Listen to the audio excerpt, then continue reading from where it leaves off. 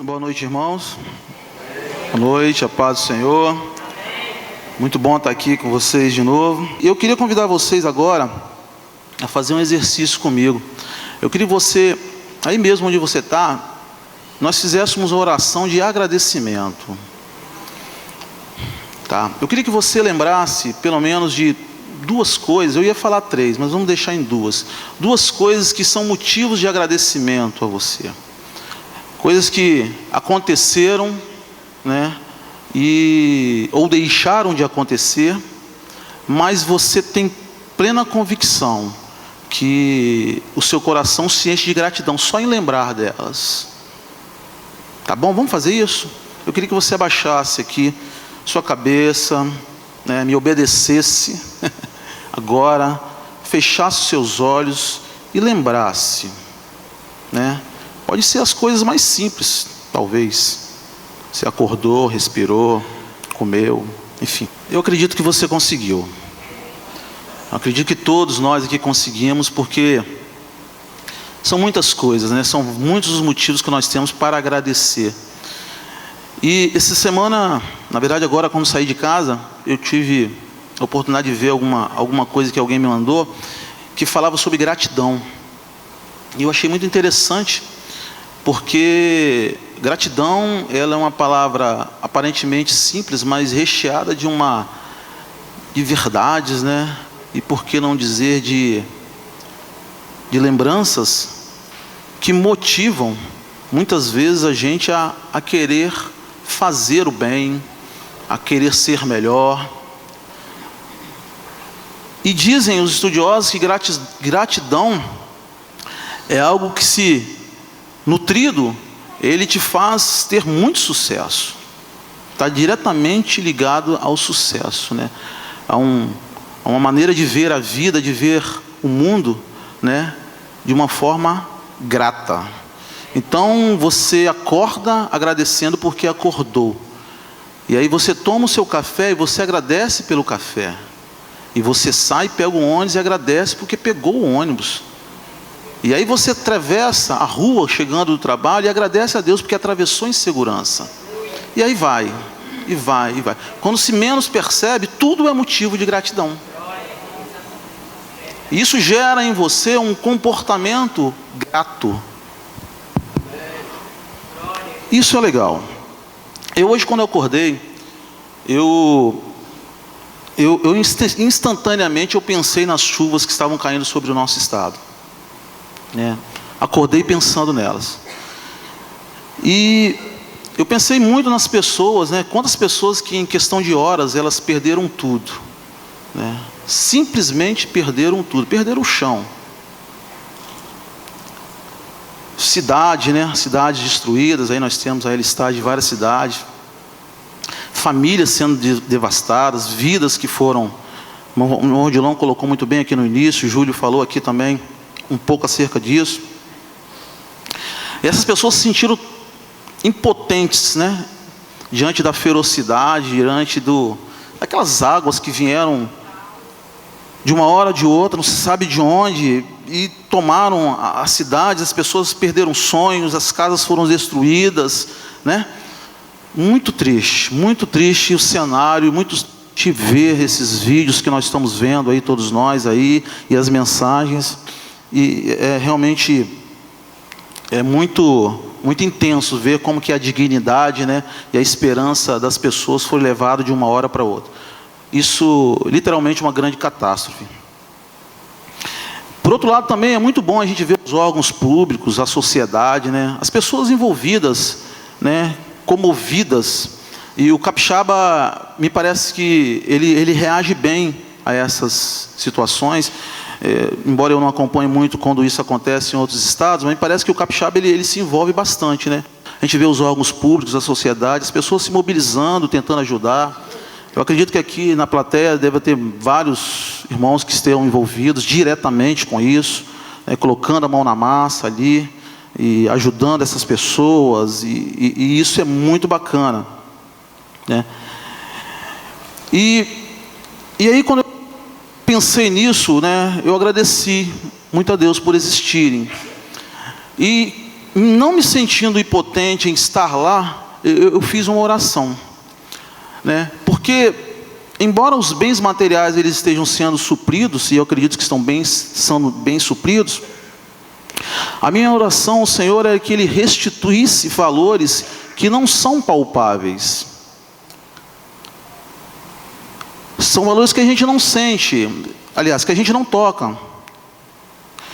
Mas são valores presentes, muitas vezes, nos olhares vazios, no choro, na dor da perda. Essa restituição, ela é extremamente delicada. E ela demora, muitas vezes, muito tempo a se fazer de novo, né? A estar presente, né? A esperança, a expectativa, a crença de que tudo vai dar certo, a crença da gratidão. Isso muitas vezes demora um pouco na vida das pessoas. E aí eu, meditando na palavra, eu comecei a lembrar de algumas situações em que Jesus, Ele lidou várias vezes com a dor das pessoas. Jesus, Ele lidava literalmente com a dor das pessoas. E é interessante que Ele lidava com a dor daqueles que chegavam até Ele e com a dor daqueles que, embora não chegassem até Ele, Ele sabia que existia no meio da multidão. Existem pessoas que conseguem externalizar as dores com muita facilidade, mas existem aqueles que, em meio à multidão, não conseguem dizer literalmente o que estão sentindo, mas ela está aí. Ela está aí. Na parábola de Lázaro, da morte de Lázaro, Jesus chora. Ele chora, sentindo a dor da perda. Um amigo. Jesus chora. Na parábola do filho que deixa sua família, ele deixa sua família em busca de sucesso, em busca de felicidade. De modo geral, a gente sempre enfatiza o insucesso daquele filho frente às suas decisões, né?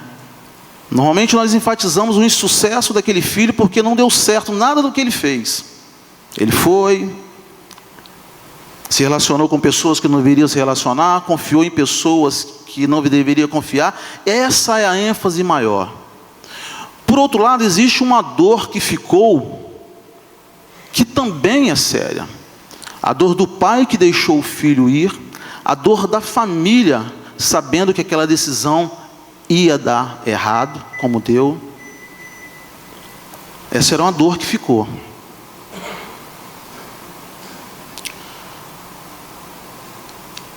E aí a gente para pensar que existem coisas que ao serem geradas, são cicatrizes que demoram são dores que demoram a cicatrizar, né? São machucados que demoram a cicatrizar. E nesse texto especial, a gente não trata disso em alguns momentos de púlpito mesmo, com a profundidade que ela deve ser tratada.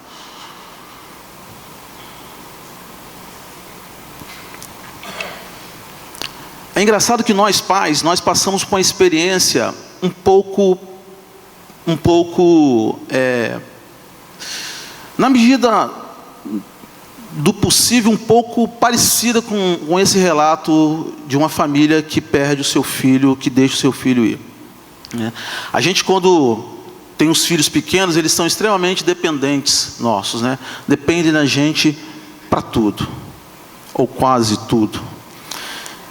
E à medida que o tempo passa, eles vão crescendo, eles vão se tornando menos dependentes, ou parcialmente dependentes. E a gente vai se sentindo um pouco de fora, porque eles já não precisam tanto da gente. E me parece que em alguns momentos algumas pessoas isso não navega bem dentro do coração. A gente não sente como se isso fosse um processo, embora normal, como se isso fosse normal. Parece que nós pais, em alguns momentos, não somos preparados para perder os nossos filhos, para deixar os nossos filhos saírem do ninho e irem. É difícil.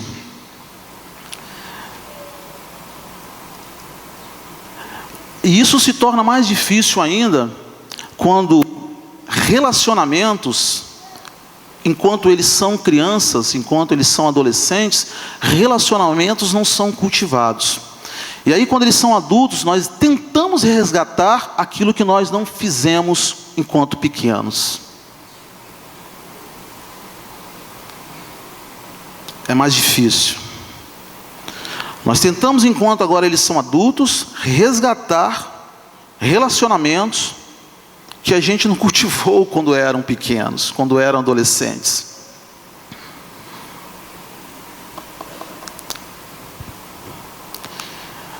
Irmãos, para mim é sempre muito difícil, é desafiador vir trazer à igreja um assunto na medida que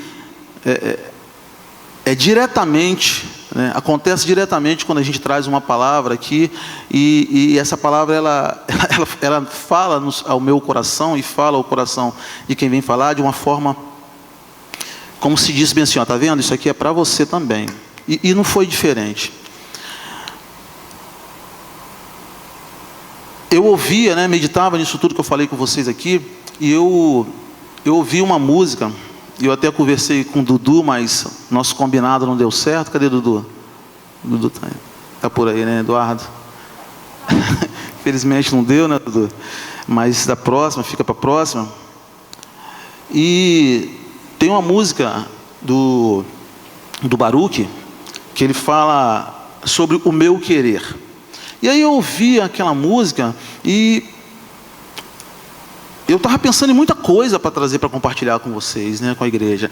E aí quando eu ouvi aquela música, e eu repeti, e eu falei assim, nossa, essa música é muito profunda, eu preciso ouvir mais. E eu fiquei durante muito tempo ouvida. E ele fala sobre o meu querer, né, a música que fala, muito bonita, que fala sobre o meu querer. E deixou de existirem muitas coisas naquele momento que eu queria falar, e eu falei, não, é disso que eu quero falar.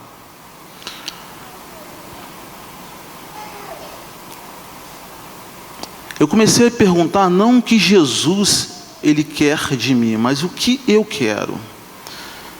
Eu me converti, não em uma situação de catástrofe na minha vida, eu me converti não numa situação de perda, de enfermidade, nada disso. Eu me converti como um jovem que encontrou Jesus. Ricardo já falou aqui há algum tempo, nós nos convertemos no mesmo dia. Alguém se converteu até pelo susto, o Ricardo até contou aqui, na hora que o irmão Valtir fez o apelo, né? Alguém se levantou, mas houve conversão. Bom, e passados os anos, a gente vivenciou muitas coisas, e vez ou outra a gente recorda daquilo que a gente aprendeu lá atrás, e faz um comparativo com a vida que a gente leva, que está levando, né, nesse momento. E aí quando eu ouvi essa música aqui, eu falei assim, gente, o que eu quero? Tem um trecho da música que fala assim, eu quero te servir, eu quero te obedecer, viver tua vontade, refletir tua verdade, te amar com minha vida, em tudo te adorar, mestre, amigo, amado Jesus. Isso é uma oração. Olha o que ele fala, eu quero te servir, eu quero te obedecer, viver tua vontade, refletir tua verdade, te amar com minha vida, em tudo te adorar, mestre, amigo, amado Jesus. Aí eu pensei comigo, meu Deus, é isso mesmo que eu quero? E aí eu li como tudo começou na vida de homens que realmente talvez em algum momento fizeram essa pergunta. Eu quero ler com vocês Mateus 4, 18 a 24. Esses homens, cujo texto nós vamos ler agora, eu acredito que em algum momento, em meio a tudo que eles viam e a tudo que eles estavam predestinados a fazer, algumas dessas perguntas se fizeram presentes na vida deles, né?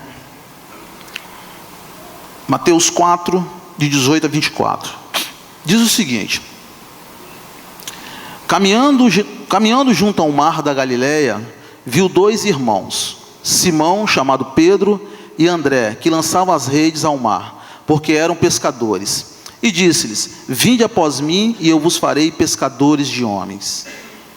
Então eles deixaram imediatamente as redes e o seguiram. Passando adiante, viu outros dois irmãos, Tiago, filho de Zebedeu, e João, seu irmão, que estavam num barco em companhia de seu pai, consertando as redes, e chamou-os.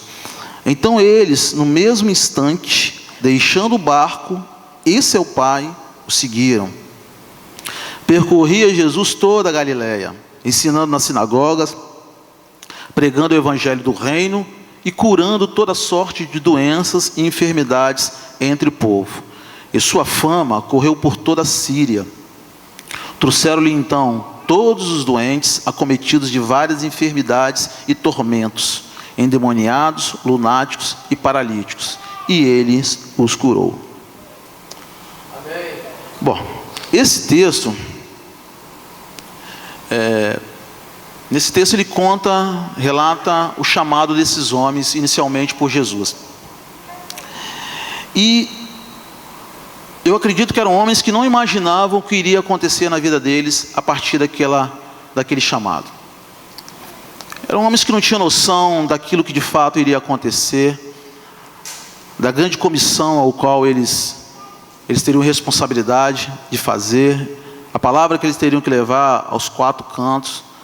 Eles não tinham exata noção das experiências que eles iam ver com Jesus. E o texto fala que o texto retrata, né, e fala que eles estavam nos seus afazeres, eles estavam fazendo coisas do seu dia a dia, né? Lançando a rede ao mar, consertando a rede, batendo um papo com seu pai, né? Era uma rotina que eles estavam fazendo. E aí Jesus passa e chama eles: olha, eu quero que vocês sejam pescadores de homens. É bem verdade que talvez eles não tivessem exata noção do que é isso, pescador de homens. O que seria isso, pescar homens? Mas eles seguiram a Jesus.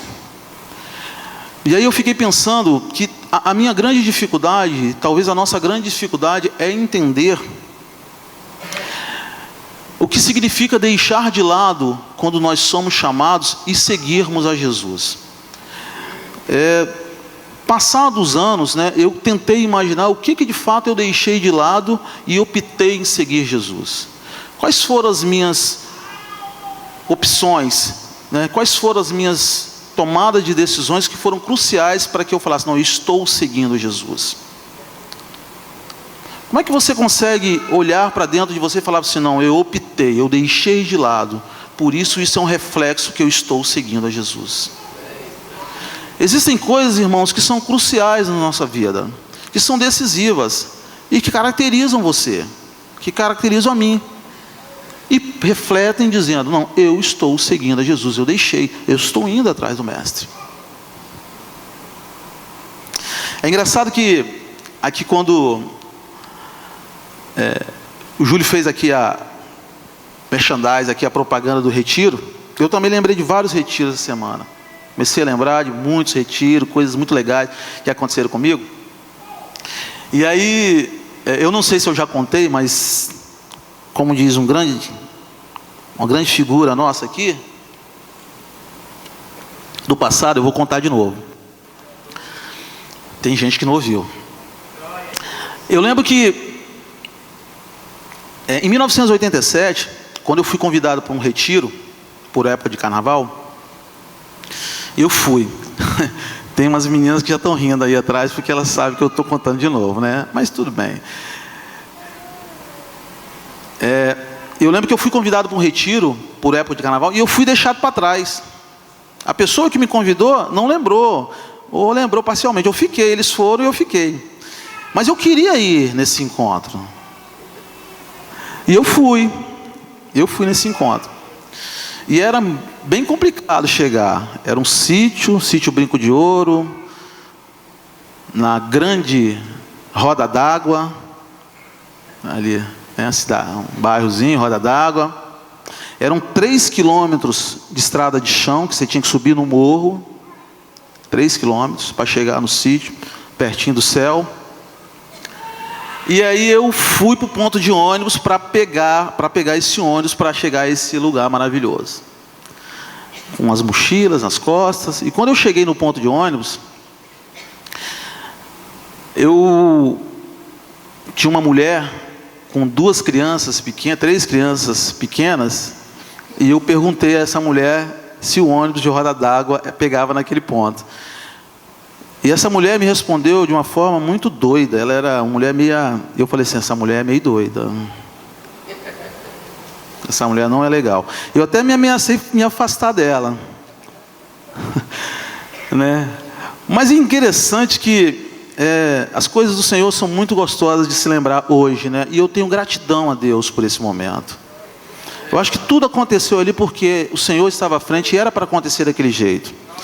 Né? E aí eu pude conversar com aquela mulher que, com muita delicadeza, né? E vocês vão ver, eu vou falar quem é, e vocês sabem que ela é muito delicada. Ela falou para mim assim, olha, segura essas malas aqui que eu vou ter que... Aí eu não me lembro se era ligar para o marido dela, ou o marido dela ia levar um travesseiro que ela não tinha levado. E ela não me conhecia, mas ela entregou nas minhas mãos as coisas dela. Eu falei, essa mulher não é legal, ela não bate bem. E eu comecei a me preocupar para onde eu estava indo. Porque eu falei, ó, se eu estou indo para um lugar onde tem uma mulher desse jeito, eu... Não deve ser, né? Essa mulher é a Célia Gandini ali. Que bom que a Célia está aqui. Ela não me deixar mentir, né? Sozinha. E aí, a Célia é uma amiga, uma parceira de longa data. Depois dali nós nos aproximamos muito e fizemos muita coisa legal juntos. E é muito bom. Eu lembro com muita gratidão, agradeço muito a Célia por aquele momento ali diferente, mas que foi muito bacana para mim. E assim, outro detalhe que eu lembro, que foi muito doideira que ela falou assim, ó, quando você chegar lá, você vai procurar uma mulher chamada Leci, Dona Leci, e você vai falar para ela para guardar um lugar na minha cama, na cama dela. Eu vou dormir na cama dela. Eu falei assim, muito doido. Nós lembramos disso no grupo familiar, né, Leti, essa semana. Mas muito legal. Mas por que eu estou falando isso? Porque existem coisas na vida, né, na vida espiritual, que a gente, quando lembra delas, elas marcam tanto as nossas vidas e servem para que nós, lá na frente, né, a gente olhe com um olhar de gratidão e sabe, não, o Senhor está comigo, Ele me guardou, né, Ele cuida de mim. A gente não esquece dessas coisas. A gente não esquece dessas coisas.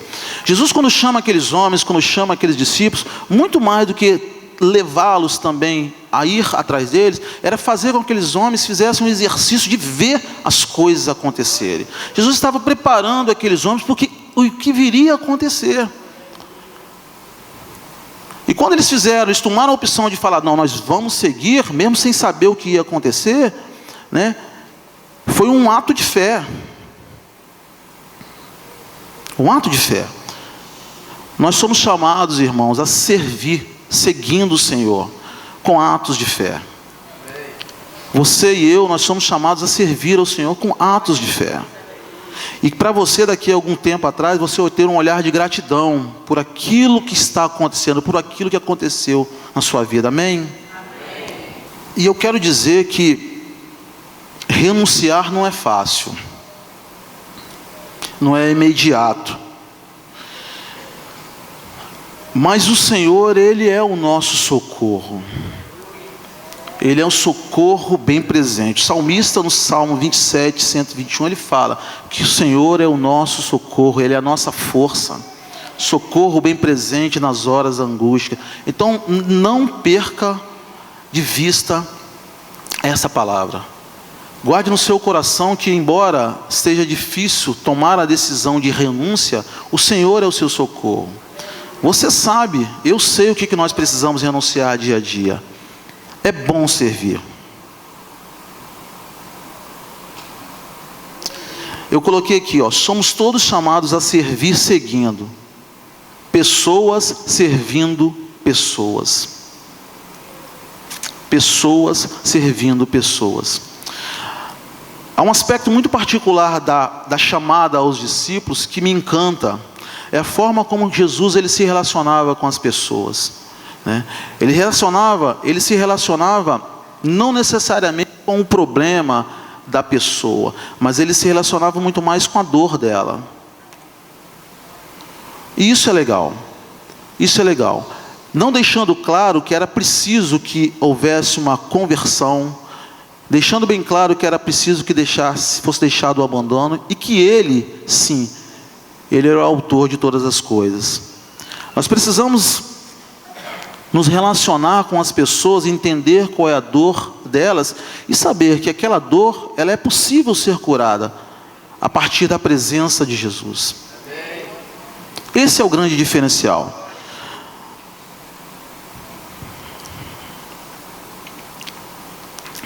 Nessa música do Baruch que eu falei com vocês, que me inspirou, tem um trecho que ele fala: cada vez que eu abrir a minha boca, cada vez que eu olhar na direção de alguém, cada vez que passo a passo eu chegar em algum lugar, seja a tua voz, sejam os teus olhos, sejam os teus pés. Vou ler de novo. Achei linda essa. Cada vez que eu abrir a minha boca, cada vez que eu olhar na direção de alguém, cada vez que passo a passo eu chegar em algum lugar, seja a tua voz, sejam os teus olhos, sejam os teus pés. É isso, irmãos. Vamos pedir graça ao Senhor para que indo seja a voz, sejam os pés. Essa é a grande essência do Evangelho. Cada vez que eu chegar em algum lugar, a presença de Cristo ela seja exalada. Esses homens, eles tiveram sobre eles, né, tiveram a oportunidade, de ver com os olhos aquilo que Jesus estava fazendo, e eu imagino a autoridade, né, que depois veio sobre eles, e o desejo de fazer aquilo que Jesus estava fazendo. Por outro lado, a Bíblia diz que nós somos mais bem-aventurados, porque nós cremos naquilo que nós não vemos.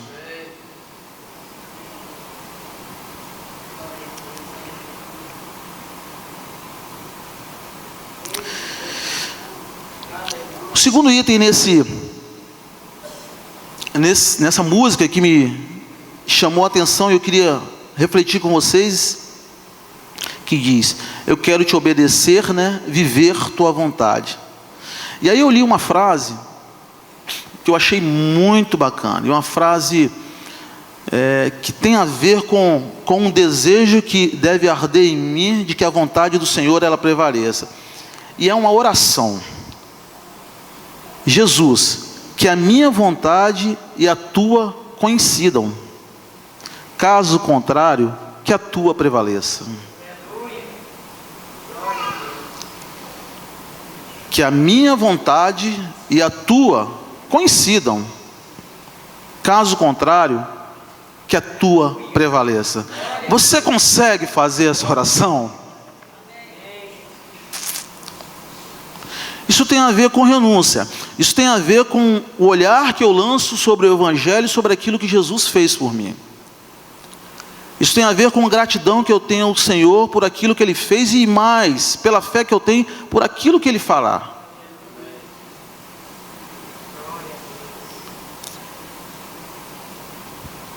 Que a minha vontade e a tua coincidam, caso contrário, que a tua prevaleça. No chamado aos pescadores, no chamado àqueles homens ali na beira do rio, prevaleceu a vontade de Jesus. Ele chamou e eles falaram: opa, nós estamos indo. E aí eu vou me dar aqui ao direito de fazer uma outra recordação. Vou voltar um pouco lá no passado, em algum retiro também. Vocês estão vendo como é que retiro marca a vida da gente? E é engraçado, né? Eu estava pensando, depois que eu lembrei de alguns retiros, de alguns fatos, eu falei: como é que eu não esqueci essas coisas, né? Tem algumas coisas eu esqueço. Será que é a idade, Edson? Acho que não é não, né? Tô novo. 50 essa semana, pessoal. Fiz 50. É isso mesmo, 50. Nem eu acredito. Mas olha só. Eu falava de exemplo, né? E aí eu lembrei de um fato que aconteceu muito bacana em um dos retiros que a gente foi. E tem a ver com obedecer, viver tua vontade, mas muito mais com obedecer. Nós fomos a um sítio, aliás, uma fazenda uma vez, uma fazenda lá de Cariacica também, e pena que ele não está aqui, eu lembrei muito de Valti Júnior, né? Valti Júnior está aí? Está aí, lembrei de você muito, Valti Júnior, você está aí. E aí lembrar que Valti Júnior, lembrar que o caminhão, né, que levou as coisas para lá, para aquela fazenda, era do Valti Júnior, né, Valti Júnior? E Valti Júnior, para quem não sabe, e sabendo de uma novidade que o Leitinho me contou, ele já foi marinheiro, criador de coelho, camelô, vendedor de churros, de crepe, motorista de ônibus, né? E agora é avô, né, Valti Júnior? Parabéns, Valti Júnior, avô, quem diria, né? E agora ele é avô. E aí eu lembro, o Valti Júnior também talvez lembre, eu lembro que, com relação a obedecer, eu lembro que nesse retiro, a gente terminou o retiro. Aliás, para chegar ao lugar foi uma novela também. Muita chuva, né? Empurrar caminhão, uma coisa terrível. Mas o retorno é que foi alguma coisa interessante. Terminou o retiro, né? Acabou o retiro. Aí nós vamos carregar o caminhão. Carregamos o caminhão. Ricardo lembra, né? Carregamos o caminhão. Muita coisa em cima do caminhão. Som, comida, cadeira. Um monte de coisa. O caminhão ficava lotado. Né, Valtinho? O caminhão quase não cabia mais gente. O bicho vinha meio tonto. E aí alguém fala assim, ó, tem um negócio que sumiu o meu aí. Uma pessoa falou. E quando essa pessoa falou, o irmão Valti ouviu, chegou até os ouvidos dele e falou assim, como que sumiu? Sumiu. E aí começou a procurar, não achou. E aí o que o irmão Valti fez? Descarrega o caminhão.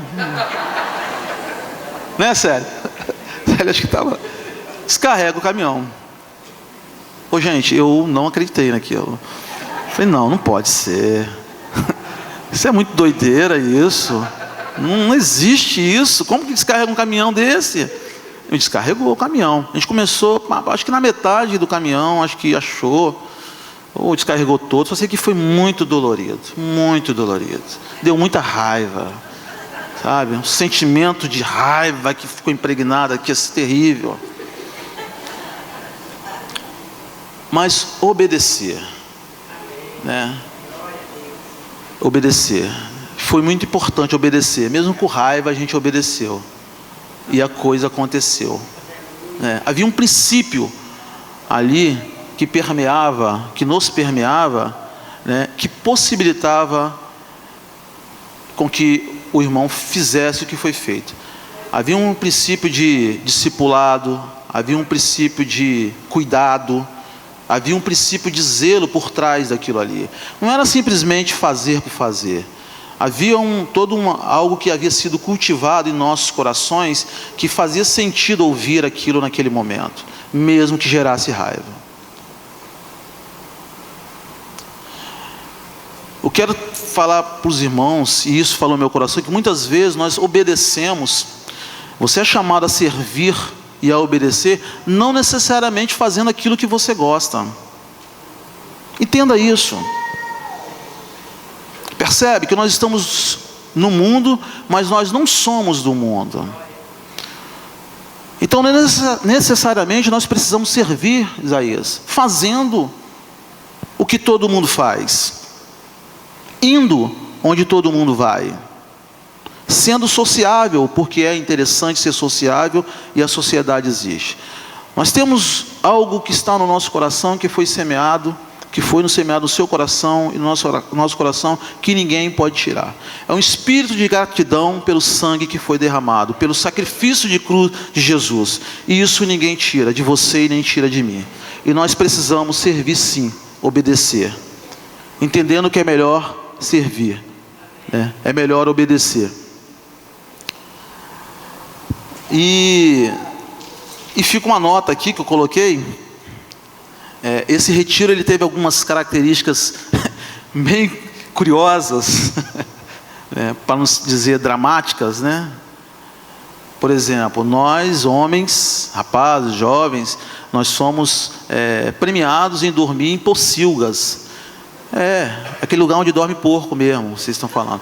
Estava desabilitado, não tinha porcos, mas a gente dormiu ali, alguns dormiram ali dentro. E olha, hoje nós estamos dormindo. Nilson ali, 5 estrelas, Nilson. Cadê Nilson? Está aí? Nilson está. 5 estrelas aquilo ali, maravilhoso.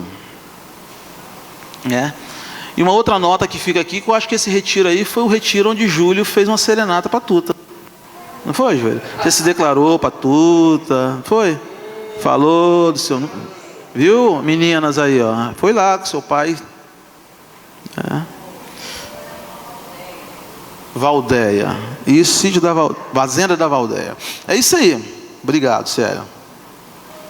E aí eu escrevi: obedecer é deixar a vontade dele prevalecer. E sua vontade é que você o conheça como pessoa, amigo. Achegue-se a ele e assim passe a amá-lo e servi-lo de todo o coração. Mateus 22, 37 e 38. Então, irmãos, o desejo do Senhor é que nós nos aproximemos dele e nos tornemos amigo. E quando a gente se torna amigo, servir a um amigo é muito mais fácil. Servir a alguém que a gente ama é muito mais fácil. Então o desejo do Senhor é que nós nos aproximemos dele. Aproxime-se do Senhor, né? Faça um 2020 de aproximação, né? Eduardo falou uma coisa aqui muito interessante, né? Menos muros e mais pontes, né? Faça isso. Aproxime-se mais do Senhor. Achegue-se a Ele, né? Sem ressalvas. Eu não sei se você que está aqui hoje, alguém ainda que não confessou Jesus, que tem estado aqui conosco, que não confessou Jesus como Senhor e Salvador da sua vida. Faça isso hoje. Aproxime-se dele, dê oportunidade para que o Senhor realmente transforme o seu viver, transforme a sua vida de uma forma inconfundível. Deixe que o seu coração se encha de gratidão, faça você lembrar por aquilo que o Senhor tem feito por você. À medida que servimos, embora ainda exista um processo de corrupção do homem exterior, também há um processo transformador de renovação dia a dia acontecendo. E você precisa crer nisso. 2 Coríntios 4,16 diz: e não ser insensato, mas sim compreender qual a vontade do Senhor. Quando eu falo desse processo de corrupção, é que muitas vezes nós somos confrontados, né? Nós a todo instante somos confrontados, né, por aquilo que nós fazemos ou deixamos de fazer, e que levam muitas vezes as pessoas que estão ao nosso redor imaginar que por você fazer aquilo que você fez, você não é digno da misericórdia ou do amor do Senhor. E aí o texto fala que embora o homem exterior ele se corrompa, o meu interior ele se renova dia após dia. Ele se renova porque no meu coração há muita gratidão e há um reconhecimento que, embora pequei, né, eu tenho um advogado justo e um advogado fiel. Essa é a grande essência do Evangelho, irmãos. Essa é a grande essência do Evangelho. O desejo do meu coração é que você saia daqui um pouco mais predisposto a entender que você está num processo de construção. Embora os erros, as falhas aconteçam, entenda que Jesus, Ele está de braços abertos, né? E nós temos aqui reconhecer, e após reconhecer, levante a cabeça e prossiga, caminhando com o Senhor.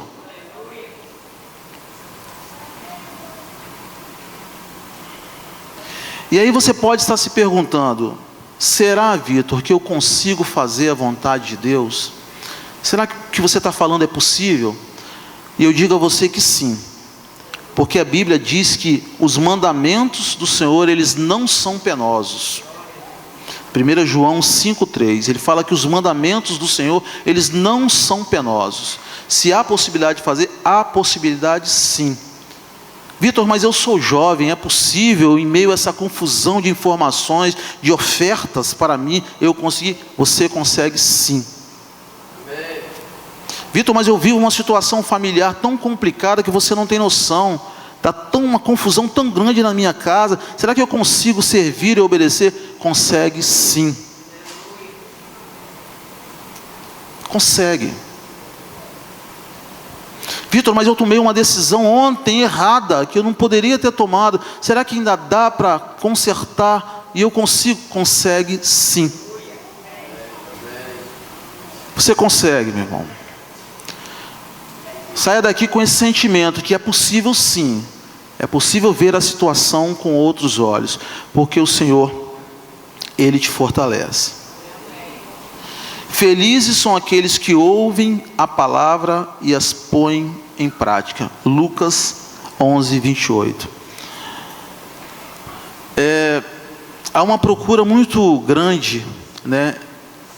Há uma busca muito grande da tal felicidade, né? As pessoas buscam incessantemente essa tal felicidade. E aí o texto fala que felizes são aqueles que ouvem a palavra e as põem em prática. Então o segredo da nossa felicidade, da sua e da minha, é colocar a palavra em prática.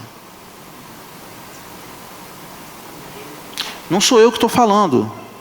Isso aqui não é filosofia, isso aqui não é livro de autoajuda, isso é a palavra.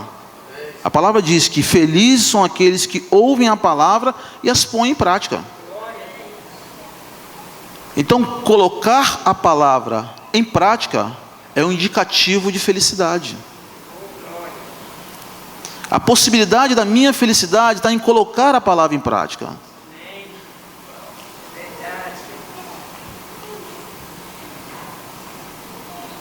E aí, nessa música do Baruque, ele fala: cada vez que eu tocar um rosto em prantos, cada vez que eu fizer o que já não se faz, cada vez que em silêncio eu doar a outra face, sejam tuas mãos, seja tua graça, seja o teu amor.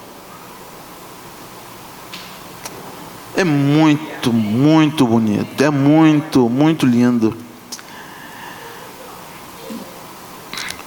A terceira reflexão que eu quero fazer com vocês, compartilhar.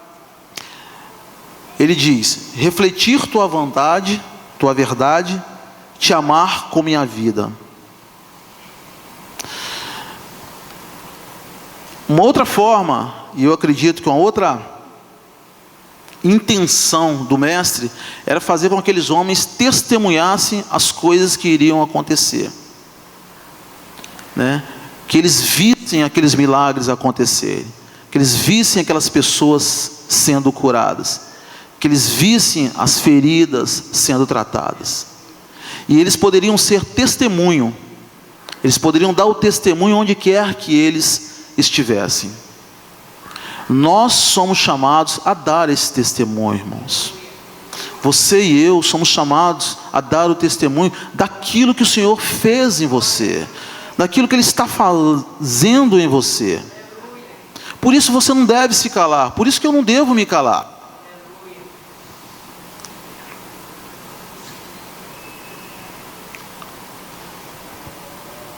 Eu, como falei, né? Eu lembro que, voltando à minha conversão, eu lembro que quando eu me converti, eu entrei em crise. A minha crise se deu quando eu cheguei em casa. Eu cheguei em casa, na sala, Tião, e falei assim: meu Deus, o que eu fiz? O que eu fiz, gente? O que eu fiz? Mas eu tinha uma inquietação que era o seguinte: eu me preocupava com o fato de que aquela era uma decisão muito séria sendo tomada, e que eu não podia brincar com aquilo. Eu tive pessoas que eu acompanhei e que me testemunharam como que era importante tomar aquela decisão. E eu fiquei em crise. O que eu fiz, gente? E à medida que o tempo foi passando, que eu fui tendo oportunidade de caminhar e ver, né, o testemunho de outras pessoas, vendo outros irmãos fazerem as coisas, né, eu pude falar, não, é isso que eu quero. É disso que eu quero. Eu estou querendo dizer o seguinte, que você deve dar oportunidade a você mesmo de experimentar esse evangelho. Você sabe por que muitas vezes nós ficamos onde estamos? Porque você não experimenta desse evangelho. Eu quero convidar você a experimentar que isso é bom. Eu quero convidar você a esperar um milagre acontecer na sua vida, na sua casa, na sua família, no seu trabalho. Mas para experimentar você tem que ir. Você tem que dar o passo.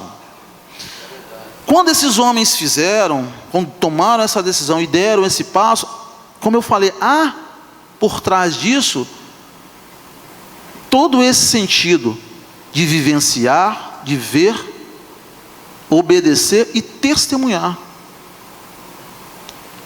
Você e eu somos chamados a testemunhar, mas você precisa ir, você precisa dar oportunidade para que isso aconteça. Experimente. Vitor, a minha oração, eu tenho orado muito tempo e não está acontecendo nada. Continue orando.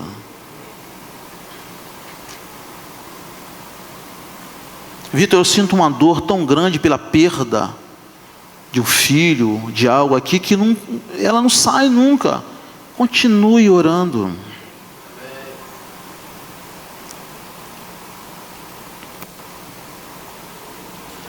Algumas práticas que nós, depois conhecidos, né, conhecendo a palavra de Deus e sabendo o que nós sabemos, que nós devemos exercitar, irmãos.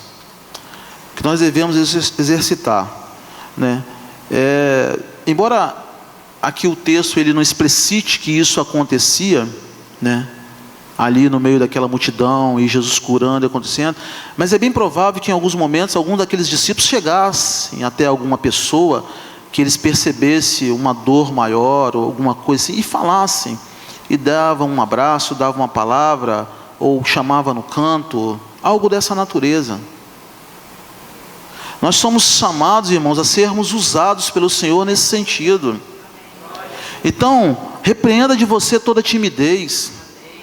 Peça ao Senhor realmente, Senhor, me revista de autoridade, sabedoria, para que eu entrar nesse ambiente, onde os meus pés forem levados, eu realmente entre ali, mas com um olhar diferente.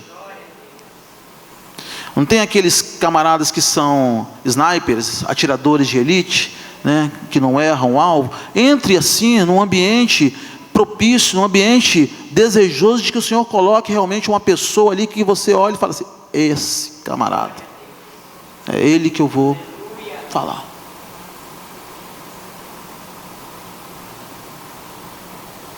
Domingo passado, vou me permitir usar aqui um pouco do testemunho do Junquilho. O Junquilho falou que ele saiu de dentro do consultório igual um doido, né, pulando, falando do que Deus tinha feito para a vida dele. E até eu falaria que ele era doido, porque eu falei, que cara é doido, hein? Mas observe, são reações como essas e o que veio posteriormente que validam, né, o nosso testemunho, porque há algo a ser contado. E eu digo mais, muitas vezes a gente se depara com a vontade de querer só testemunhar algo que aconteça em grandes proporções, né? Algo que somente as pessoas, todo mundo já sabia que estava acontecendo, era um caso que realmente ninguém dava fé mais, ninguém achava que ia ser resolvido. Aí esse eu quero dar o testemunho, é esse eu quero falar. Não. Nós somos chamados a testemunhar. Pessoas testemunhando a pessoas.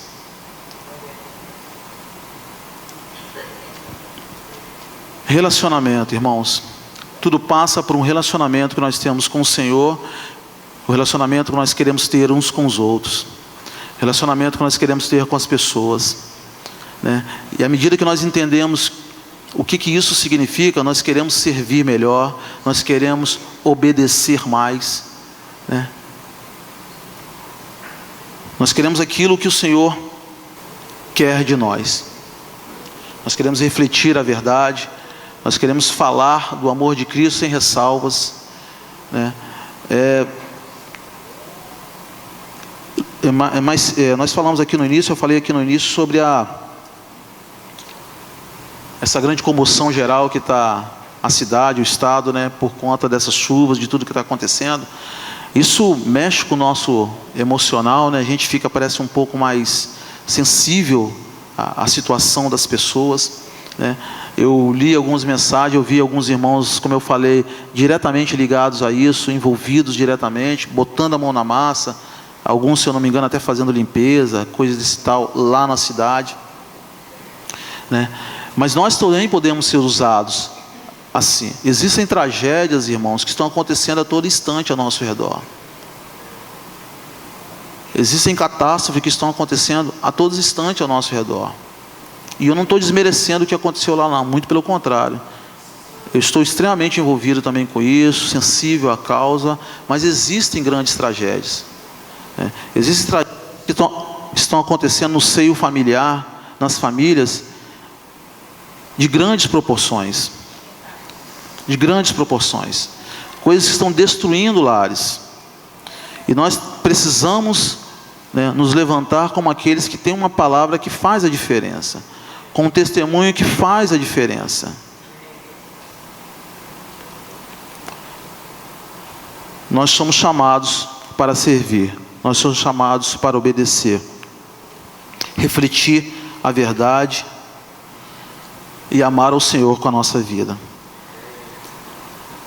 E aí, um outro trecho da canção diz: cada vez que eu tocar um ombro amigo, cada vez que eu fizer o que já não se faz, cada vez que em silêncio eu doar a outra face, serei tuas mãos, venha a tua graça e o teu amor.